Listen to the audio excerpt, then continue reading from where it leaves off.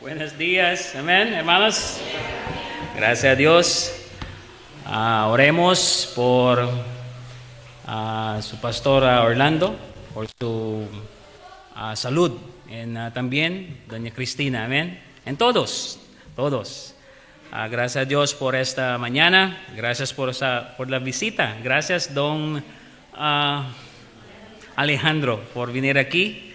Gracias por la gracia a Dios ayer, porque es muy importante ganar almas, es la corazón de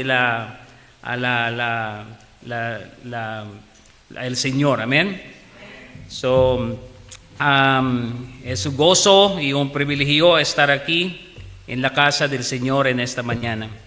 En este momento les invito a ponerse de pie, por favor, y abrir su Biblia en Mateo capítulo 17, por favor. Ponerse de pie, abrir su Biblia en Mateo capítulo 17, versículo 14 al 21. Mateo 17, versículo 14 al 21. Vamos a leer juntos en 14 al 21. Vamos, listo, 14, listo. Cuando llegaron, vino a él un hombre delante de él diciendo: Señor, ten misericordia de mi hijo, que es lunático y padece muchísimo, porque muchas veces cae en fuego y muchas en el agua. Lo he traído a tus discípulos, pero no le han podido sanar. Respondiendo Jesús dijo: Oh generación incrédula, perversa, ¿hasta cuándo de estar con vosotros? ¿Hasta cuándo os es dispuesta? Traédmelo acá. Reprendió Jesús al demonio, el cual salió del muchacho, y éste quedó sano desde aquella hora. Viniendo entonces los discípulos a Jesús aparte, dijeron: ¿por qué nosotros no podemos echarlo fuera? Jesús le dijo: porque de cierto os digo que si tuviereis como un grano de mostaza, veis en este monte, paste aquí allá, así pasará, y nada os será imposible. Pero este género no sale sino con oración y ayuno. Oremos. Padre Celestial, gracias por el privilegio de reunirnos en esta mañana. Te pedimos que hables a nuestros corazones por medio de tu palabra. Danos entendimiento, fortalece nuestra fe y ayúdanos a obedecer lo que nos enseñes. Que Jesucristo sea honrado y glorificado en todo lo que se diga y se haga hoy. En el nombre de nuestro Señor y Salvador Jesucristo oramos.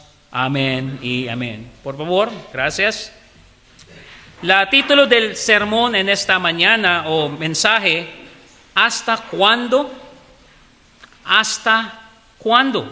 Esta es la pregunta como Jesucristo en su discípulo. ¿Hasta cuándo? Una de las preguntas más tristes, hermanos, que nuestro Señor Jesucristo hizo se encuentra en Mateo 17. La Biblia dice: oh generación incrédula y perversa, ¿hasta cuándo he de estar con vosotros? ¿Hasta cuándo os he de soportar?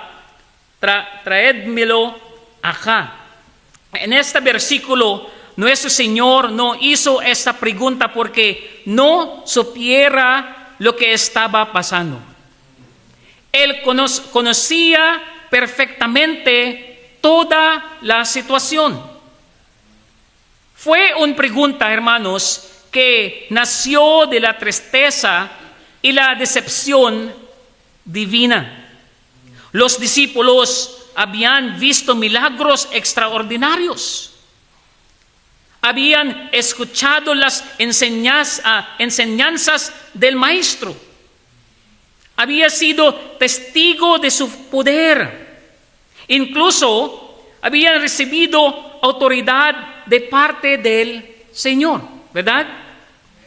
Sin embargo, cuando un padre desesperado llevó a su hijo endemoniado delante de ellos, no pudieron ayudarlo. Qué triste cuando el pueblo de Dios conoce la verdad, pero no la vive. Amén.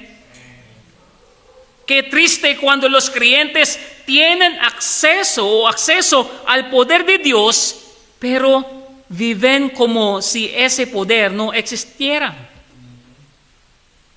La pregunta que Cristo hizo aquel día sigue resonando en muchas iglesias todavía, hermanos. ¿Hasta cuándo seguiremos viviendo con incredulidad? ¿Hasta cuándo seguiremos descuidando la oración? ¿Hasta cuándo seguiremos siendo creyentes sin fruto espiritual? ¿Hasta cuándo? El problema nunca fue Cristo, hermanos. El problema nunca fueron las Escrituras. El problema nunca fue el poder de Dios. El problema estaba en los discípulos, ¿verdad? No en Escrituras, no en Cristo, no en el poder de Dios, en los discípulos. Y muchas veces, si somos sinceros, el problema también está en nosotros. El trasfondo de este pasaje. Vamos para la trasfondo o background o la historia. En Mateo 17 ocurre inmediatamente después de uno de los momentos más gloriosos del ministerio terrenal de Jesucristo, el monte de la transfiguración. Pedro, Jacobo y Juan contemplaron la gloria del Señor. Moisés y Elías aparecieron con él.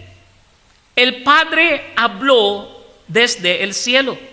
Pero mientras Jesús estaba en el monte, los demás discípulos permanecían en el valle enfrentando una batalla espiritual. Así suele ser la vida cristiana. Hermanos, después de las experiencias en la cima, vienen las pruebas en el valle. Después de las victorias espirituales, muchas veces llegan las pruebas de la fe. La madurez del creyente no se demuestra solamente en el monte, sino en la manera en que responde cuando está en el valle.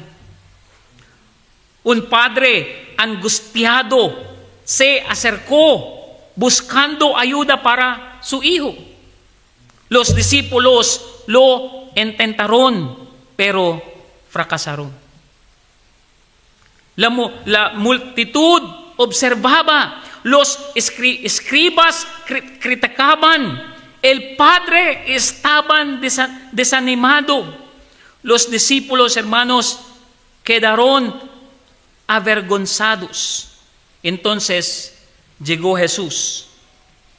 Una sola palabra de Cristo logró lo que los discípulos jamás pudieron hacer con todos sus esfuerzos. La lección es tan clara, mis hermanos. El poder nunca estuvo en los discípulos. El poder siempre ha estado en Cristo.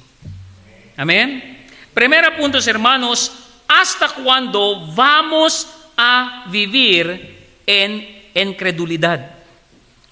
Está un problema de fe, hermanos. En Mateo capítulo 17, versículo 20, por vuestra incredulidad.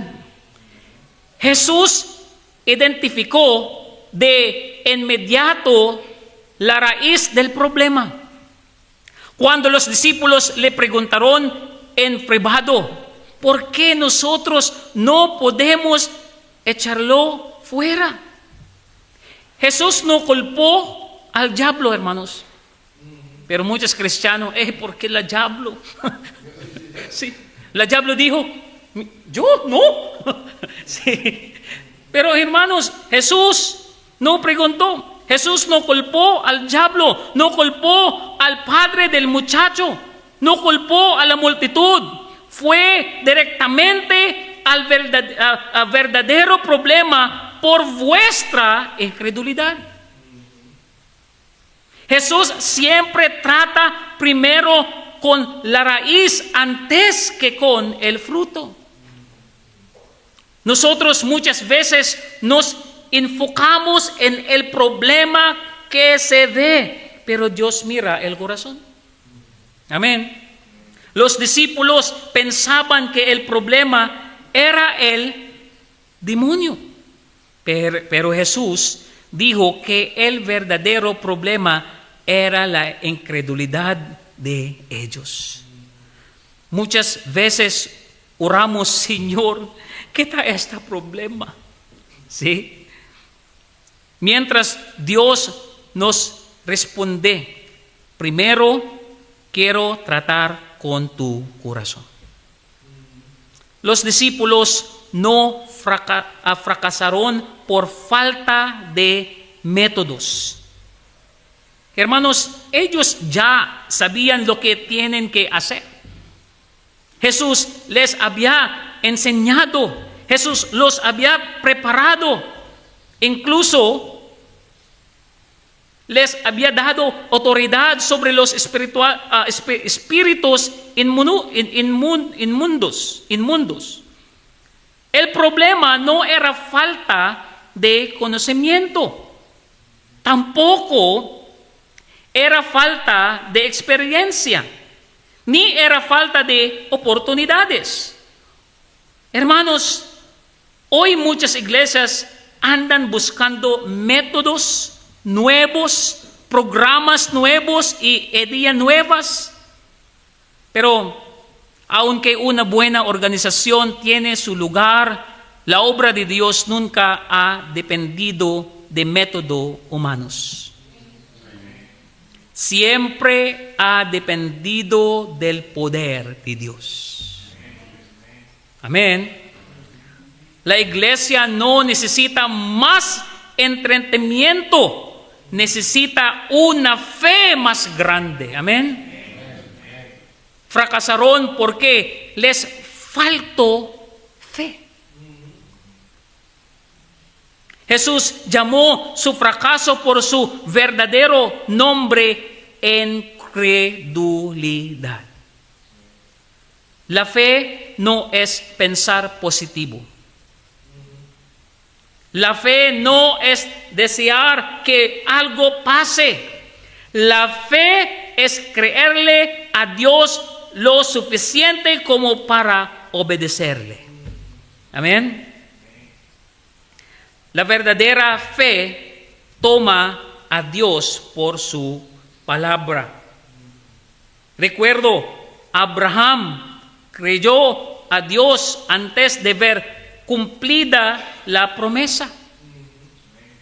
Noé construyó el arca antes de que cayera una sola gota de lluvia. La fe siempre obedece antes de entender. Amén. Letra A, la incredulidad siempre ha sido el gran pecado del hombre. Desde en Génesis hasta Apocalipsis,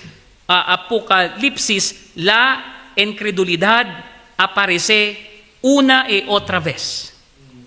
La Biblia registra hombres y mujeres que confiaron en Dios, pero también muchos que se negaron a creerle. Ejemplo, Adán y Eva dudaron de la palabra de Dios. En Génesis 3, el primer ataque de Satanás no fue contra el poder de Dios, sino contra su palabra. ¿Verdad? Satanás dijo, ¿con qué Dios os ha dicho? ¿Sí? En el momento en que Eva dudó de la palabra de Dios, el pecado entró al mundo. Toda tentación comienza cuando ponemos en duda lo que Dios ha dicho. Recuerdo, Israel dudó también de las promesas de Dios.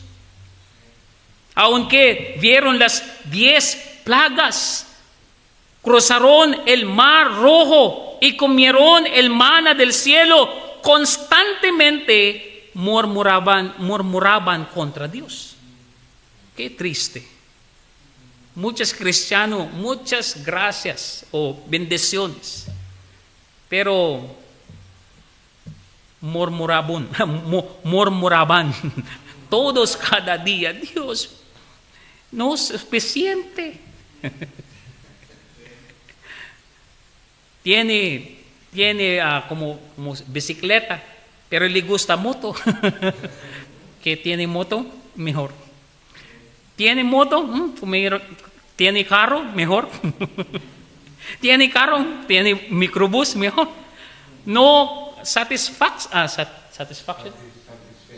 Satisfecho.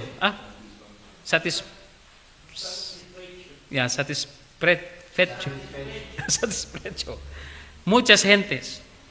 Pero, hermanos, el Salmo 78, versículo 22 dice, por cuanto no habían creído a Dios, ni habían confiado en su salvación. Los milagros, hermanos, por sí solos no producen fe. La fe viene por oír la palabra de Dios. Amén.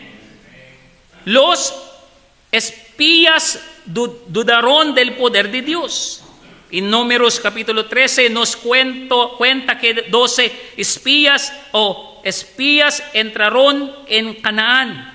10 regresaron diciendo, no podremos.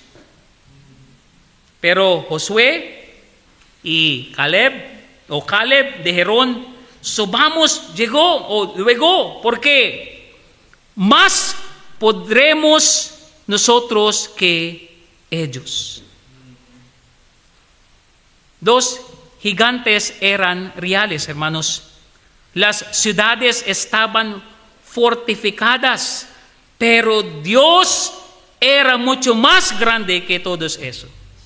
Amén. La fe no niega el tamaño del problema.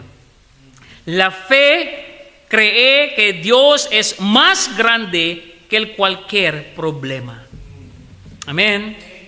Los discípulos dudaron del poder de Cristo. Muchas en la historia en la Biblia, aún después de ver milagro tras milagro, siguen luchando para confiar plenamente en Él. Esto nos recuerda que estar cerca de Jesús físicamente no significa necesariamente caminar por fe espiritualmente. No es seguro. Muchos cristianos ir en la iglesia cada domingo, pero no significa necesariamente caminar por fe espiritualmente. La fe honra a Dios. La fe le da gloria a Dios porque dice, Señor, yo sé que tú puedes. En Romanos 4:20 dice que Abraham fue fortalecido en fe, dando gloria a Dios. No hay nada que agrade más al Señor que un creyente que simplemente confía en Él. Hermanos, la incredulidad deshonra a Dios. Amén. La incredulidad no es simplemente una debilidad. Es poner en duda la veracidad de Dios. Es decir, Señor, sé lo que dices, pero no estoy seguro de creerte. Por eso, la incredulidad es un pecado tan serio. Porque la Biblia dice, recuerdo en Hebreos capítulo 11, versículo 6, pero sin fe es imposible agradar a Dios. Es muy serio, hermanos. Incredulidad es muy serio. Observe bien lo que dice el versículo. No dice que sea difícil. Dice que es imposible. Amén. Sin fe, ningún talento, preparación, dinero o actividad puede agradar a Dios. Dios mide nuestra vida de manera diferente al mundo. Al mundo mide el éxito por números, ¿verdad? Dios mide el éxito por fidelidad. La fe es el fundamento de toda la vida cristiana. Somos salvos por fe. Escucha, amén. Oramos por fe, caminamos por fe, servimos por fe, morimos por fe. En Hebreos capítulo 10, 38 dice, mas el justo vivirá por fe. La salvación es únicamente por la fe. No en buenas obras, hermanos. No en religión. Solo por la fe. Esta es una de las grandes verdades de la fe bautistas. Nuestra salvación descansa completamente en la obra terminada de Jesucristo. En Efesios capítulo 2, 8, 9, la Biblia dice, ¿por qué? Por gracia sois salvos por medio de la fe. Hermanos, un bautista que cree la Biblia, cree que la salvación es totalmente por gracia mediante de la fe en Cristo. Pagó el precio completo en la cruz. Amén. A su obra perfecta no se le puede añadir absolutamente nada. No es por el bautismo. El bautismo es el primer paso de la obediencia después de la salvación. Amén. Es muy claro, amén. Es un símbolo, hermanos. Un símbolo de la muerte, sepultura y resurrección de Cristo. No quita los pecados, hermanos. Solo la sangre de Cristo limpia de todo pecado. Amén. En 1 Juan 1:7. No es por pertenecer a una iglesia. Ser miembro de una iglesia lo hace miembro de una iglesia. Pero eso no lo convierte en cristiano. No es por las buenas obras. Las buenas obras, hermanos, son el resultado de la salvación, no la causa. Amén. Recuerdo en Tito, por favor. Tito capítulo 3, versículo 5, dice: no por obras de justicia que nosotros hubiéramos hecho, sino por su, ¿cómo? Misericordia nos salvó. No es por rituales religiosos. Ninguna ceremonia puede salvar el alma. Amén. Solo Cristo salva. Amén. Solo Cristo, hermanos. La salvación se recibe únicamente por fe en Cristo. En Hechos 4:12, y en ningún otro hay salvación. Jesús no es un camino más. Él es el único camino. Amén. Romanos 5:1, justificados pues por la fe. El momento en que el pecado pone su fe en Cristo, Dios lo declara justo. Amén. Sus pecados son perdonados. Es adoptado como hijo de Dios. Tiene paz para con Dios. Todo esto no ocurre por lo que nosotros hicimos. Ocurre por lo que Cristo ya hizo en la cruz. La fe es la mano que recibe el regalo de la salvación.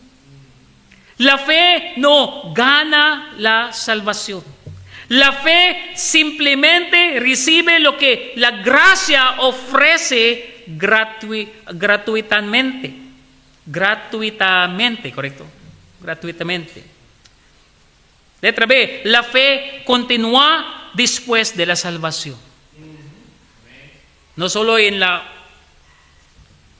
este momento, como recibir a Cristo. La fe continúa después de la salvación. Muchos creen que la fe solo sirve para ser salvo. Confían en Cristo para salvar su alma, pero les cuesta confiarle su vida diaria. Confían en Él para llegar al cielo, pero no para las necesidades de mañana. La vida cristiana se vive por fe. Amén. Recuerdo en Gálatas capítulo 2, 20. La vida que ahora vivo, la vivo en la fe del Hijo de Dios. Hermanos, la fe no solo marca el inicio de la vida cristiana, es la manera en que el creyente vive todos los días. Romanos 1:17, el justo por la fe vivirá. Cada decisión debe tomarse dependiendo del Señor. La fe no es solamente el comienzo. La fe nos hizo entrar en la familia de Dios. La fe también nos hace crecer dentro de esa familia. La fe es la manera de continuar. Cada oración contestada, cada acto de obediencia, cada paso del servicio, cada victoria sobre la tentación, todo viene cuando confiamos en Dios. En 2 Corintios capítulo 5, versículo 7 nos recuerda por qué por fe andamos, no por vista. Letra C, la mayor limitación de muchas iglesias no es el dinero, hermanos. No son las instalaciones. No es la falta de personas. es la incredulidad. Amén. Cuando una iglesia deja de esperar que Dios obre, deja de ver a Dios obrar. La mayor necesidad de nuestros días no es más dinero, sino una fe mucho más grande. Nosotros, iglesia, necesitamos fe para adelante. Amén. Todos cristianos, todos miembros necesitan fe para crecer, para participar, para ganar. Solo fe. Solo 2 letras, pero muy poderosa. Fe. Amén. Segundo punto, ¿hasta cuándo vamos a vivir sin orar? No solo incredulidad. ¿Hasta cuándo vamos a vivir sin orar? Un problema de carácter. En Mateo 17, 21 dice, pero este género no sale sino con oración y ayuno. Los discípulos tenían autoridad, hermanos. Jesús ya les había dado autoridad sobre los espíritus inmundos. La Biblia dice en capítulo 10, en Mateo 10, 1, dice, entonces llamando a sus 12 discípulos, les dio autoridad sobre los espíritus inmundos, para que los echasen fuera y para sanar toda enfermedad y toda dolencia. Ya había visto a Dios obrar por medio de ellos. Ya habían experimentado victorias, pero esta vez fracasaron. Las victorias, hermanos, de ayer no garantizan las victorias de hoy. Cada nueva batalla requiere una nueva dependencia de Dios. Muchos cristianos cometen el error de quieren vivir hoy con las bendiciones de ayer. La oración de ayer no sustituye la oración de hoy. Amén. El devocional de ayer no reemplaza el caminar de hoy con Dios. Cada día necesitamos una comunión fresca con nuestro Señor. Amén. Cada día, hermanos. Pero les faltó dependencia. El problema no era falta de poder. El problema era que estaban tratando de ejercer la autoridad de Dios sin depender de la presencia de Dios. La oración no consiste solamente en pedirle cosas al Señor. Orar es reconocer que no podemos hacer la obra de Dios sin Dios. Cuando dejamos de orar, comenzamos a confiar en nosotros mismos en lugar de confiar en Cristo. Jesús nos recuerda en Juan 15, 5. La Biblia dice, porque separados de mí, nada podíais hacer. Observe que Él no dijo que podíamos hacer un poco. Dijo, nada. No poco, nada. Muchas iglesias tienen muchas actividades, pero poco poder espiritual.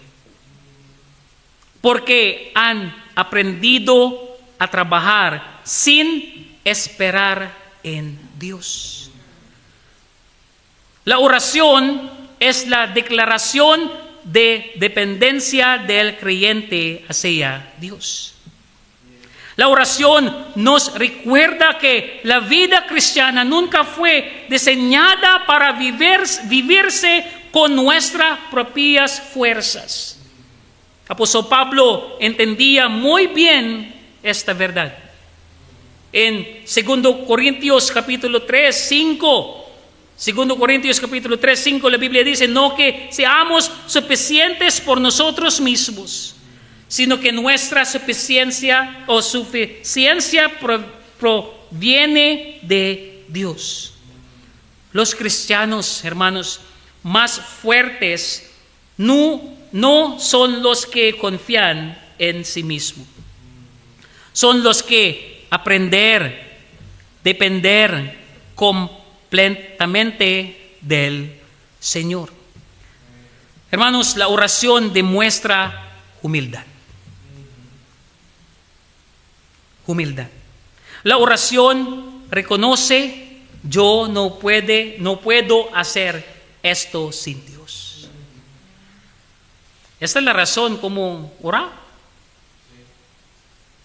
No puedo hacer esto sin Dios. Orar es reconocer nuestra debilidad. Orar es confesar nuestra necesidad.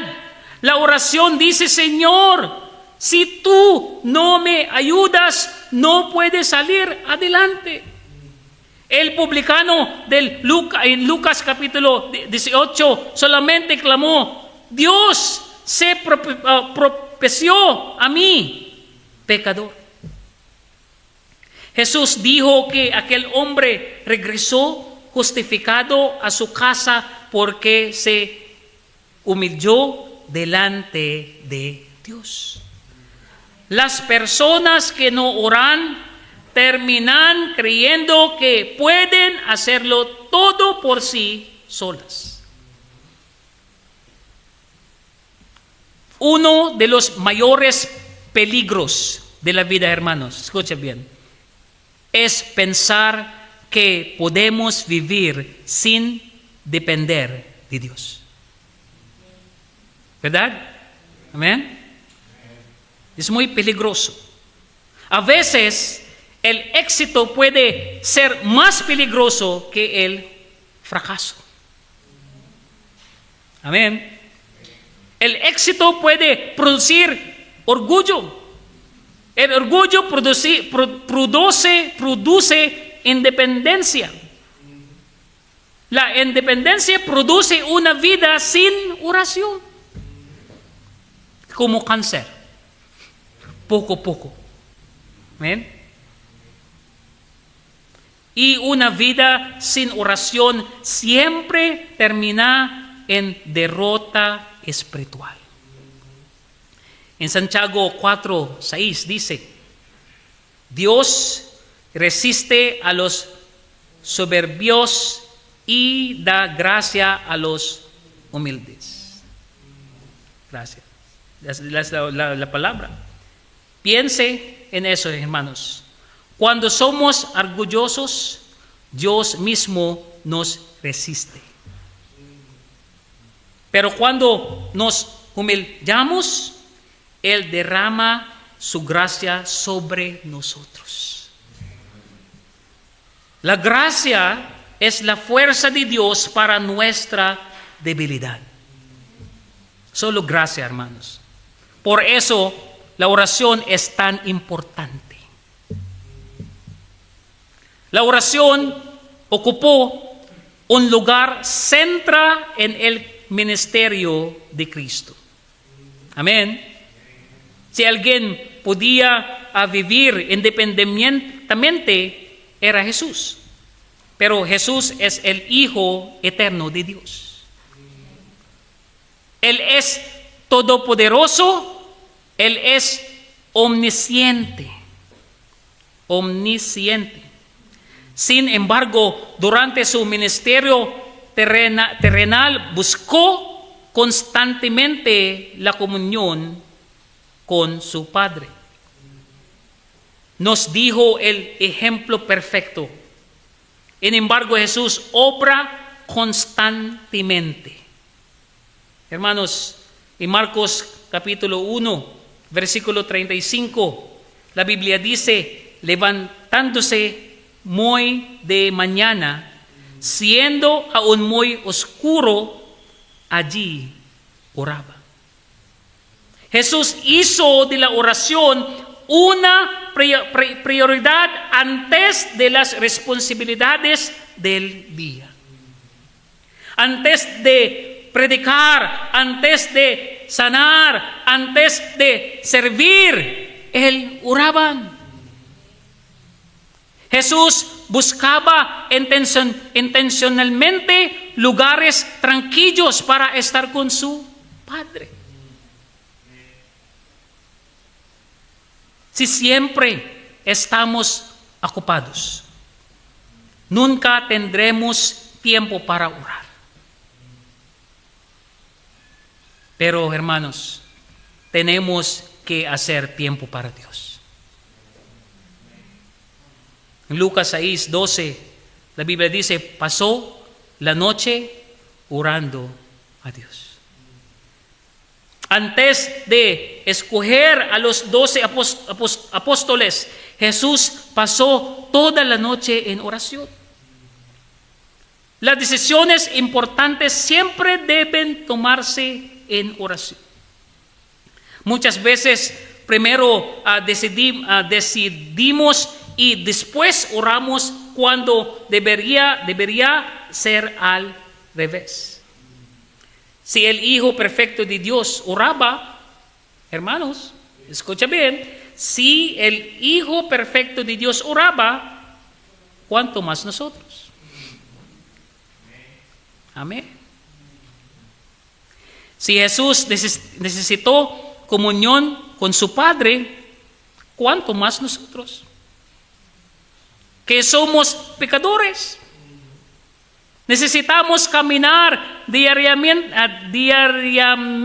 con Dios. No solo en domingo, no solo en miércoles. Diariamente con Dios. Cuando más nosotros que somos pecadores necesitamos caminar diariamente con Dios. La iglesia primitiva tenía poder porque era una iglesia de oración, ¿verdad? En Hechos capítulo 1, versículo 14, todos estos perseveraban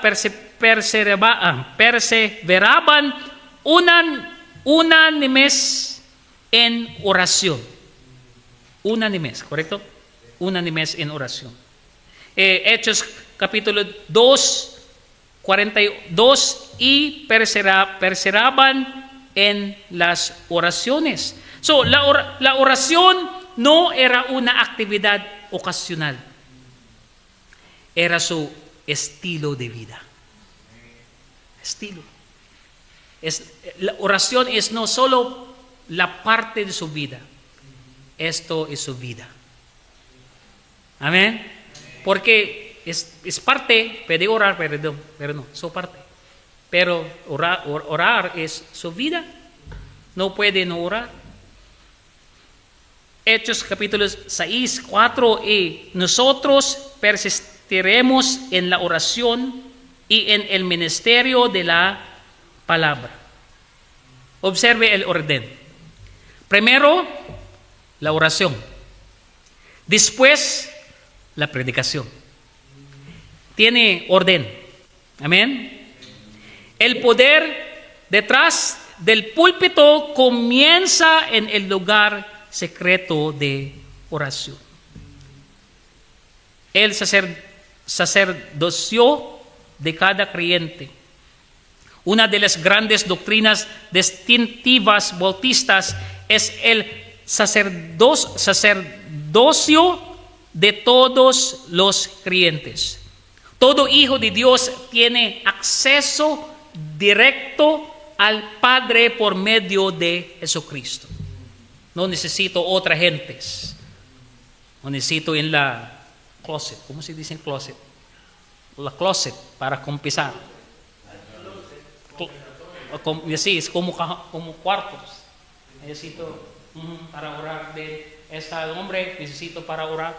Tiene en la mujer, de mujer para Cristo, porque esta es hijo, de hijo para padre. Muchas.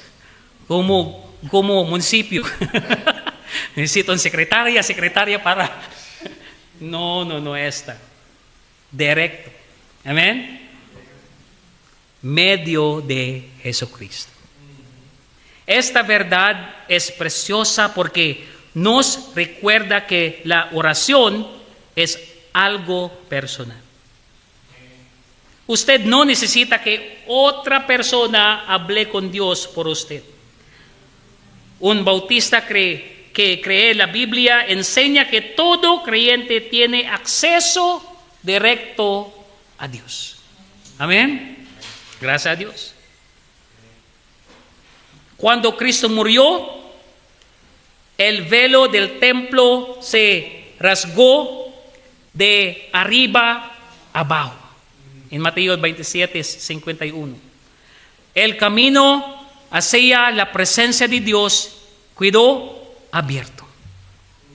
Amén. Todo creyente puede acercarse al Padre por medio de Cristo. En Timoteo 2:5, porque hay un solo Dios y un solo mediador entre Dios y los hombres. ¿Cómo? Jesucristo. Amén. No en el nombre de la iglesia, no en el nombre de pastor, solo en la Jesucristo hombre. Amén. No necesitamos un sacerdote humano, porque Cristo es nuestro gran sumo sacerdote. No necesitamos otro mediador. Ningún pastor, misionero o líder puede ocupar el lugar de Cristo. Nosotros mismos podemos acercarnos con confianza al Señor. Qué privilegio tan maravilloso. Gracias a Dios. El Creador del universo nos invita a hablar directamente con Él. Recuerdo en Hebreos capítulo 4, 16, acerquémonos pues confiadamente al trono de la gracia. Observe que nos acercamos con confianza, no porque lo merezcamos, sino porque Jesucristo abrió el camino. Toda oración se presenta en su nombre. Toda respuesta llegar por su gracia. La última, hermanos. La última. ¿Hasta cuándo vamos a permanecer sin servir? ¿Hasta cuándo vamos a permanecer sin servir? Está un problema de aprendizaje. ¿Correcto? Aprendizaje. Es el problema. Los discípulos experimentaron el fracaso. El fracaso nunca es agradable, pero muchas veces se convierte en uno de los mejores maestros que Dios utiliza. Aquel padre estaba decepcionado. La multitud observaba y los escribas criticaban. Sin embargo, Dios usaría ese fracaso para enseñarles una lección que jamás olvidarían. Muchos de los grandes siervos, hermanos de Dios, fracasaron antes de ser grandemente usados por Él. Amén. ¿Hasta me siguiendo? Me está siguiendo.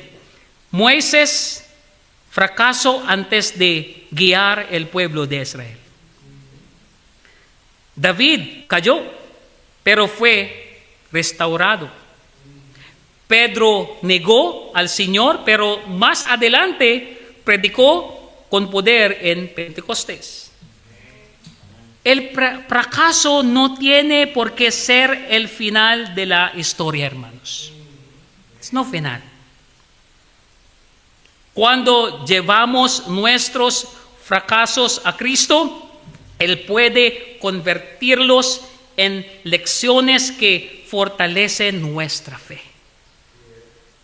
Recuerdo en Mateo 17, 19, ¿por qué nosotros no podemos echarlo fuera? Los discípulos no ignoraron su fracaso. Querían saber la razón.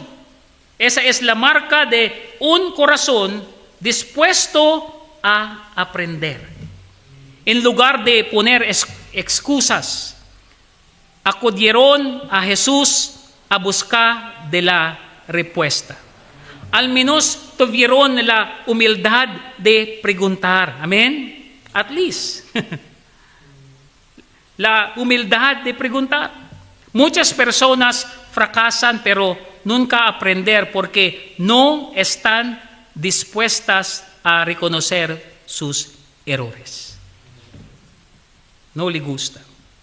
Los discípulos pudieron haber culpado al Padre. Pudieron haber culpado a la multitud. Pudieron haber culpado al demonio. Pero decidieron examinarse a sí mismos. Ahí es donde comienza el verdadero crecimiento espiritual. David oró en el Salmo 139, versículo 23 al 24. Examine, oh Dios, y conoce mi corazón, y ve si hay en mí camino de perversidad. El crecimiento espiritual, hermanos, comienza cuando estamos dispuestos a aprender. Un cristiano enseñable es un cristiano que crece. ¿Verdad? El día que pensamos que ya los sabemos todo, dejamos de crecer. En Proverbios capítulo 9, versículo 9 dice, da al sabio y será más sabio. La persona sabia recibe con gratitud la corrección. Hermanos, Dios nos salvó para servir. Dios nos salvó para servir. Muchas creyentes piensan que la salvación es la meta. Pero en realidad la salvación es apenas el punto de partida. La salvación no es el final de la vida cristiana, hermanos. Es el comienzo de una vida de discipulado, obediencia y servicio. Cuando Jesús llamó a sus discípulos, simplemente les dijo, sígueme. Sígueme. Seguir a Cristo es un compromiso para toda la vida. Efesios capítulo 2, 10 dice, porque somos hechura suya, creados en Cristo Jesús para buenas obras. Dios nos salvó con un propósito. Cada creyente fue creado para glorificar a Dios mediante un servicio fiel. No somos salvos por las obras. Esa es una de las grandes verdades del Evangelio. Ninguna cantidad de buenas obras puede salvar al pecador. Es muy claro. Pero sí somos salvos para hacer buenas obras. Las buenas obras no son la raíz de la salvación, son el fruto de la salvación. Una vida transformada debe producir un servicio fiel.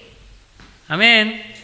La salvación produce servicio y buenas obras. Cuando Cristo transforma el corazón, también transforma la vida. Una fe viva produce una obediencia viva. Dios desea creyentes entusiasmados por servirle. Amén. Pero muchos cristianos Mañana es domingo. Muy cansado. Necesito para bañar. Muy frío. ¿Sí? Pero, hermanos, es privilegio. Es muy bueno para ir en la iglesia. Esta es evidencia. Es muy como tiene fuerza. Tiene como para caminar. A muchas gentes le gusta para ir en la iglesia, pero no privilegio, no fuerza. No puede para ir en la iglesia. Pero usted, gracias a Dios. Amén, gracias a Dios. Servir a Cristo debe convertirse en un hábito diario. Amén. Hermanos, todo creyente debe tener un ministerio. Cada creyente, cada miembro. No solo pastor, otras hermanos, todo creyente. 1 Corintios capítulo 12, 7, la Biblia dice, pero a cada uno le es dada la manifestación del Espíritu para provecho.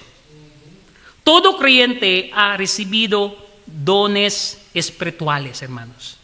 Todos. Ningún cristiano ha sido dejado por fuera.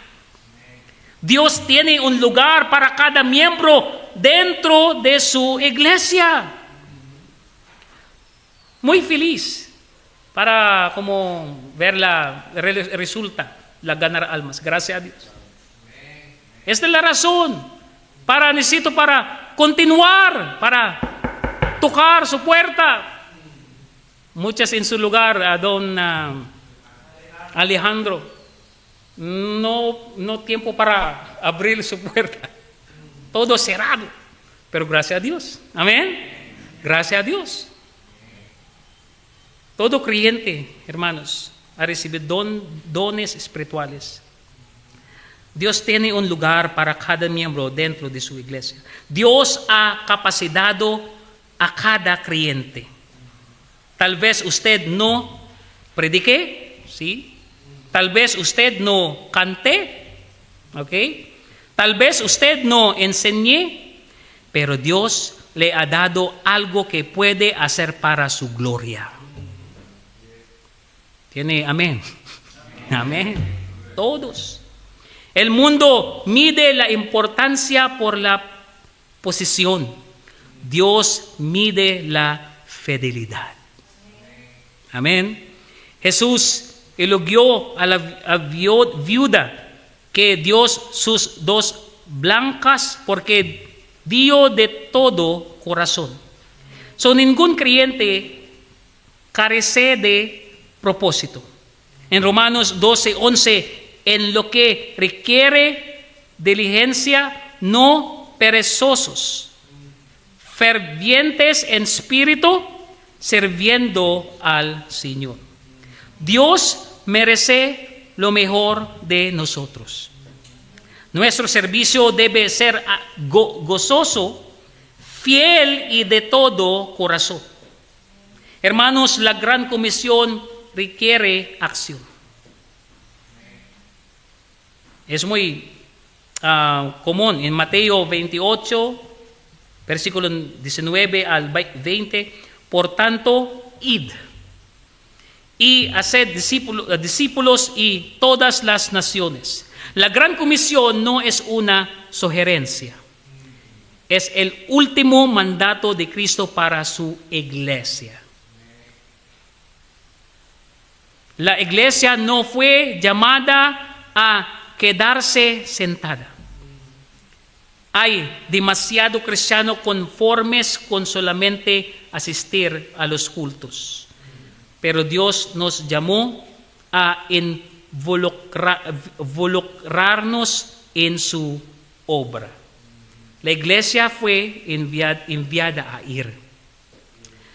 ya sea cruzando la calle o cruzando el mundo. Todo creyente tiene la responsabilidad de ayudar a llevar al Evangelio a otros. Cada semana puede, Marcos puede como give me the 15 or 20 trucks for this week. Puede para esta 15 tratado, cada amigos, cada clientes, amén.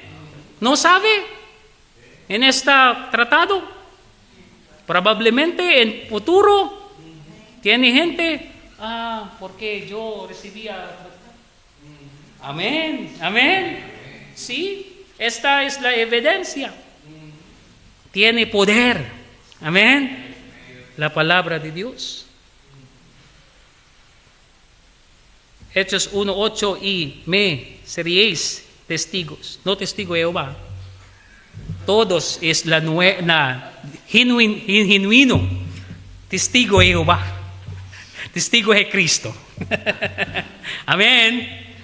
Sí, es muy difícil porque cada tocar la puerta, es testigo de Jehová. Porque no muchos bautistas tocar la puerta. Es no como razón para, no necesito, porque muchas gentes como a pensar, testigo de Jehová. No es la razón. La razón es, tiene como comanda. Tiene, what's command? Mandato. Tiene mandato. Es muy importante. Hermanos, testificar no es solamente responsabilidad de pastores y misioneros. Es responsabilidad de todo creyente. Es muy bonito o muy feliz. Este número es también el número de ganar almas cada vez. No, amén. No, amén. Amén. Sí. Es muy bonito. Este testimonio, hermanos, es responsabilidad de todos creyentes. Una iglesia bautista saludable es una iglesia ganadora de almas. El patrón del Nuevo Testamento es muy claro. La iglesia predicaban el Evangelio. Los creyentes compartían su fe.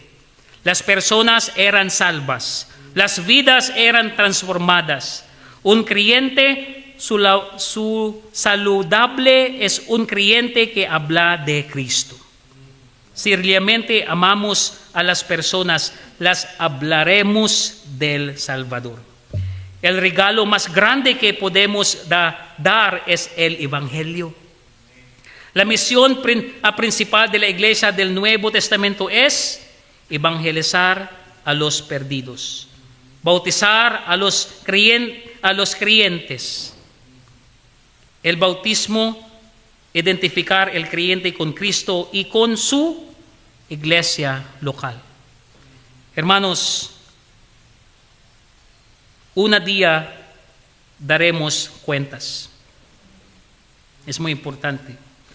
Un día daremos cuentas. En Romanos 14:12, de manera que cada uno de nosotros dará a Dios cuenta de sí.